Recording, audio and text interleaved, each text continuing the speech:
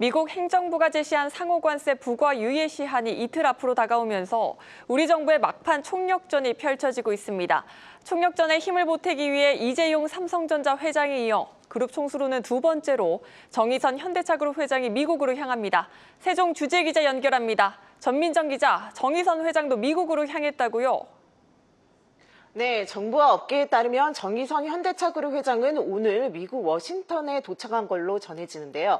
재계 총수로서는 재계 1위 삼성전자의 이재용 회장에 이은 두 번째, 재계 인사로는 김동관 한화그룹 부회장, 이재용 회장에 이은 세 번째 합류입니다. 앞서 김동관 부회장은 한국이 미국 측에 제안한 조선산업협력 프로젝트인 마스가의 구체화 등을 위해 지난 28일 워싱턴으로 떠났고 다음 날인 29일에는 이재용 회장이 이를 따랐죠. 이 회장은 우리 측 협상 카드로서 미국 내 반도체 투자 확대와 첨단 인공지능 반도체 분야 기술 협력을 제안할 것으로 알려졌고요. 여기에 글로벌 3위 완성차 그룹 수장이자 앞서 210억 달러 규모의 대규모 현지 투자를 발표한 정 회장의 합류로 우리나라 관세 협상단 행보에는 큰 힘이 실릴 것으로 전망됩니다. 특히 자동차에 부과된 25% 품목 관세를 낮추기 위한 협상에서 정 회장의 역할은 더욱 커질 것으로 기대되고요. 이러한 재벌 총수들의 잇따른 미국행에 대해 대통령실은 자발적 노력의 일환이라고 평가했는데요. 김용범 대통령실 정책실장은 브리핑을 통해 저희가 미국행을 요청한 건 아니다라며 개별 민간 기업이 그동안 구축한 미국 내 네트워크를 기반으로 활동하고 있고 정부 협상의 큰 틀에서 필요한 경우에는 공유하고 있다고 설명했습니다. 네, 어제 구윤철 부총리 겸 기획재정부 장관이 관세 시한 하루 전 스콧 베센트 미국 재무장관과의 면담을 위해 미국행 비행기에 올랐습니다. 베센트 재무장관을 만나기 전 워싱턴에서 예정이 없던 하워드 러트닉 상무장관과 긴급 회담도 가졌다고요. 네, 그렇습니다. 구 부총리는 우리 시각으로 오늘 새벽 미국에 도착했는데요. 도착 직후 김정관 산업통상자원부 장관, 여한구 통상교섭본부장과 함께 미 상무부 청사에서 러트닉 상무장관과 2시간 동안 통상협의를 가졌습니다. 그동안 김 장관과 여 본부장이 지난 24일부터 러트닉 장관의 동선을 따라 워싱턴과 뉴욕에 이어 스코틀랜드, 다시 워싱턴까지 협상을 이어왔는데요. 여기에 구 부총리가 합류해 접촉면을 확대한 것으로 보입니다.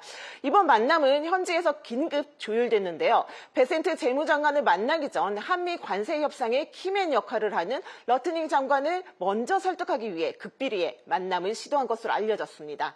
하지만 이러한 정부의 총력전에도 미국은 막판 협상을 앞두고 압박 수위를 높여가고 있습니다.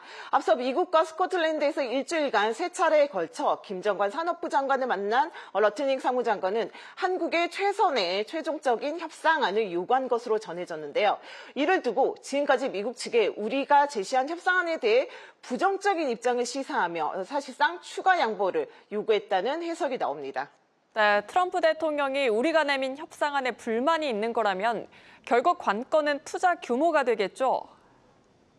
네, 일단 우리 정부는 농축산물 분야까지 포함해 협상안을 제시했지만 미국은 더 많은 대미 투자와 농축산물 시장 개방, 디지털 규제 등의 비관세 장벽 완화를 요구하는 것으로 알려졌습니다. 특히 현재로선 대미 투자 규모 면에서 한미 양측의 간극을 얼마나 좁히느냐가 이제 협상 타결의 승패를 가릴 관건으로 꼽히는데요.